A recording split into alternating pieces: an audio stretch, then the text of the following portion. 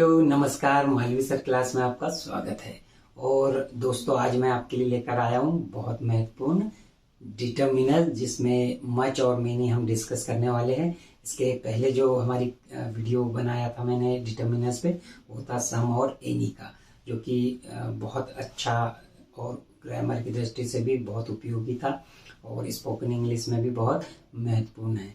तो चलिए आज हम मच और मेनी, जो कि बहुत महत्वपूर्ण है दोनों ही दृष्टि से, स्पोकन से भी और ग्रामर की दृष्टि से भी। तो ग्रामेटिकली हम जो पढ़ रहे हैं वो स्पोकन में भी काम आता है, तो आप इसको दोनों ही दृष्टि से महत्वपूर्ण मानिए। जो स्टूडेंट्स है वो परीक्षा की दृष्टि से, साथ में ही स्पोकन इंग्लिश की भी आपकी प्रैक्टिस हो जाएगी। तो चलिए शुरू करते हैं। मच और मेनी डिटर्मिनर्स, मच और मेनी हम पढ़ने वाले हैं।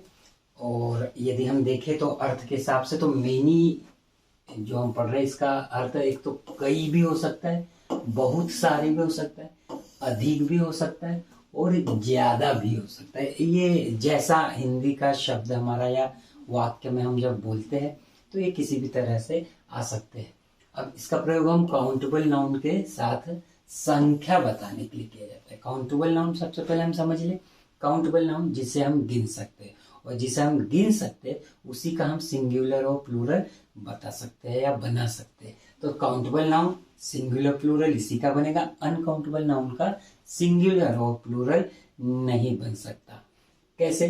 जैसे काउंटेबल नाउन बॉय हुआ तो इसको हम बॉयज कर सकते हैं, लेकिन यदि अनकाउंटेबल नाउन है कोई, जैसे नॉलेज, तो नॉलेज एस लगा के, ई एस लगा के, आई एस लगा के नहीं बना सकते।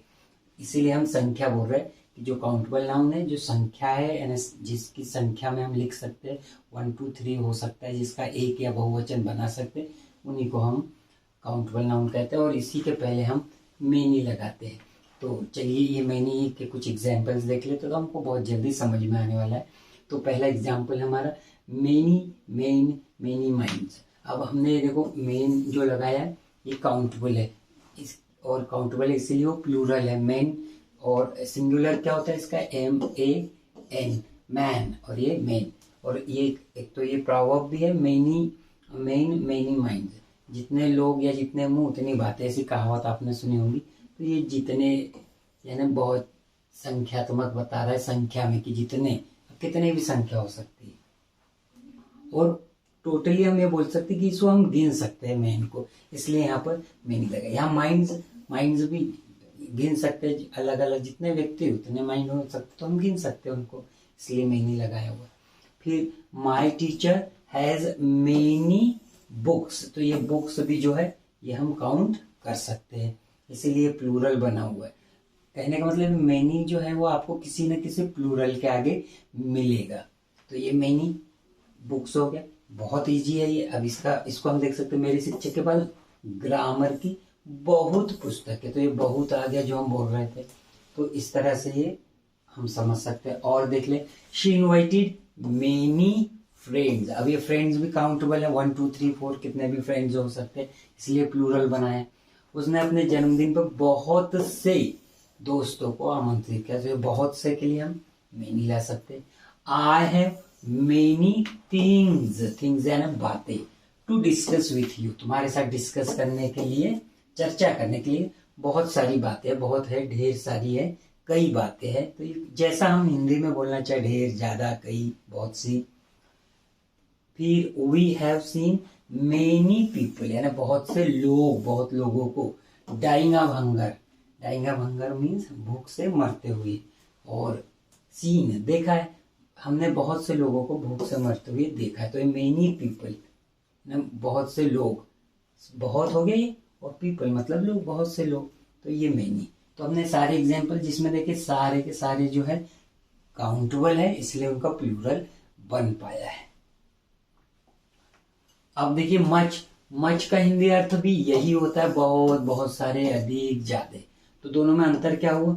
इसका प्रयोग हम अनकाउंटेबल के साथ करते हैं। मतलब दोनों मच और मेनी आपस में दोनों भाई है, लेकिन उनका उपयोग करने का तरीका जो अलग है। एक काउंटेबल के साथ जिन्हें गिन सकते हैं, एक अनकाउंटेबल के साथ जिनको नहीं गिन सकते। तो ये के साथ मात्रा बताने के लिए, वो संख्या बता रहा था, ये मात्रा यानी संख्या और मात्रा में क्या होता है? संख्या मतलब 1 2 3 4 ऐसा हम काउंट कर सकते हैं अलग अलग। मात्रा क्या होता है? मात्रा में हमको ये 1 2 3 नहीं कर सकते, लेकिन मात्रा में हम उनको बता सकते हैं, लीटर बता सकते हैं, ये मात्रा होता है।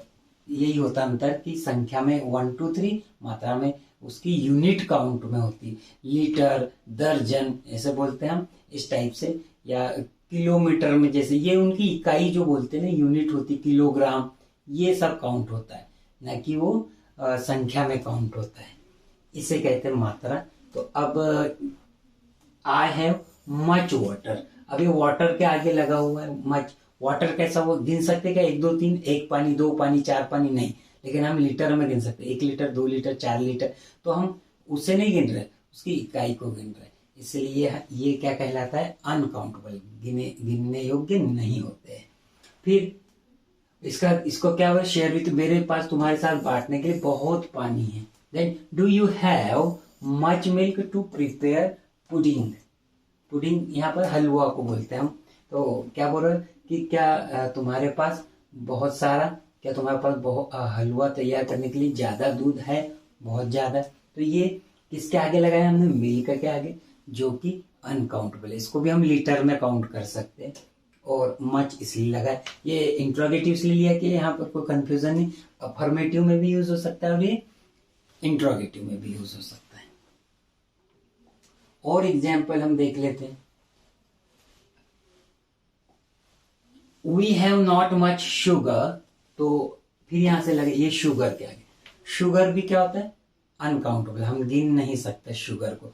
शुगर, अब कोई बोलेगा शुगर को तो हम गिन सकते, दाने होते उसमें, तो गिनिए भैया, चाय में हम कितनी शुगर डाल रहे हैं, तो हम क्या वो जो दाने हैं वो गिन के डालते हैं? नहीं, चम्मच गिनेंगे हम, तो ये उसकी इकाई हो जाएगी। कितने चम्मच शक्कर लोगे आप, ऐसा पूछते हैं, तो चम्मच बोलते हैं, उसके दाने नहीं कि कितनी शक्कर लोगे, तो बोले भैया 10 दाने डाल दे, तो गड़बड़ हो जाएगी। तो ये शुगर भी हम कैसे लेते हैं? अनकाउंटेबल, तो इसके सामने मच लग गया। फिर they have not given me much money, money यानी यहाँ पर मनी से पैसा 1 रुपया 2 रुपया वो नहीं होता, वो रुपए होते हैं। मनी से यहाँ पर मतलब है धन, कितना धन? 5 धन, 10 धन, 20 धन, ऐसा बोलते नहीं, धन को हम काउंट नहीं करते। रुपीज जो काउंट होता है वो रुपीज है, वो उसकी इकाई है, यूनिट है। फिर द सेज, ये सेज जो किससे बोलते हैं? सेज साधु संत सन्यासी जो होते हैं, हैड मच नॉलेज। अब ये नॉलेज, ज्ञान, अब ज्ञान को भी गिना नहीं, कितना ज्ञान है बोले तुमने, बोले 10 ज्ञान, 20 ज्ञान, 100 ज्ञान है मुझ में, ये ज्ञान, वो जो हम डिग्री डिप्लोमा होते हैं उसे ज्ञान नहीं बोलते। तो ये ज्ञान भी हम अनकाउंटेबल। संत के पास लोगों से चर्चा करने के लिए बहुत ज्ञान था, मच नॉलेज। तो ये दोनों हमने देख लिए। मेनी जो काउंटेबल, जो बहुवचन रहता है उसके सामने, उसके आगे आप देखोगे मेनी रहेगा, जिसे नहीं गिन सकते, ये शुगर हो गया, यहाँ मनी हो गया, यहाँ नॉलेज हो गया, इनके सामने हम मच रखते हैं। तो उम्मीद है ये आपको समझ में आ गया होगा। थोड़ी सा और एग्जाम्पल। अब पे अटेंशन, यानी थोड़ा सा ध्यान देना है हमको। एक बहुत अच्छी बात इसमें बताना हूं कि अफर्मेटिव वाक्यों में मच और मेनी की जगह अ लॉट ऑफ या लॉट्स ऑफ का प्रयोग भी कर सकते हैं। ज्यादा और कम बताते हैं ना, उसके लिए ज्यादा, बहुत ज्यादा, बहुत सारा, तो इनके ये मीनिंग यदि निकल रहा है तो मच और मेनी चाहे कुछ भी हो, फिर वो काउंटेबल हो या फिर अनकाउंटेबल हो। जैसे I have lots of English books, तो ये कैसा इंग्लिश बुक से काउंटेबल है, तो हमने लॉट्स ऑफ लगा दिया, या ए लॉट ऑफ, दोनों बोल सकते हैं, हमारी जैसी इच्छा, लॉट्स ऑफ या a lot of English book. फिर he has a lot of money to spend, यहाँ मनी ये जो है ये अनकाउंटेबल है और ये था काउंटेबल, तो दोनों ही जगह हमने एक जैसा। तो ये ज्यादा अर्थ बताने वाला जब भी आए, यदि हमारी इच्छा है, ये मैं अलग से अफर्मेटिव में बोलचाल में यदि आपको बोलना है, हमें मच और मेनी के फेर में नहीं पढ़ना है, तो हम ये वाला लॉट्स ऑफ या अ लॉट ऑफ यूज कर सकते हैं। तो वहां पर हमें काउंटेबल अनकाउंटेबल देखने की जरूरत नहीं है, उसके लिए मैंने ये बताया। एग्जाम में मच और मेनी ही ज्यादा आता है। अ लॉट ऑफ आया तो इसमें हमको क्या देखने की जरूरत नहीं पड़ेगी कि क्या वो काउंटेबल है या अनकाउंटेबल है। तो आप ये कुछ भी यूज कर सकते हैं, लॉट्स ऑफ या अ लॉट ऑफ, दोनों की बात एक ही होगी। फिर मेनी अ, एक और बहुत महत्वपूर्ण बात, मेनी अ का प्रयोग मेनी के अर्थ में भी कर सकते हैं। यानी कई बार आपने मेनी अ भी लिखा हुआ देखा होगा, लेकिन इसका प्रयोग करते समय नाउन और जो वर्ब है वो सिंगुलर होना चाहिए। नाउन और वर्ब कैसे होना चाहिए? सिंगुलर। मेनी जहां हम यूज करते हैं मेनी अ भी कर सकते हैं। कैसे? Example, many a man was, तो अब देखो क्या लिखा, मेनी अ मैन, तो उसके बाद हमने जो नाउन लिया वो सिंगुलर ले लिया, और वॉज फिर उसके अनुसार सिंगुलर के हिसाब से हेल्पिंग वर्ब ले ली। इनवाइटेड फ्रॉम इंडियन आर्मी, अब इसको अलग से बोले तो मेनी मेन, यदि हम अलग से इसको मेनी अ का यूज नहीं करते तो ये सेंटेंस कैसे बना सकते थे?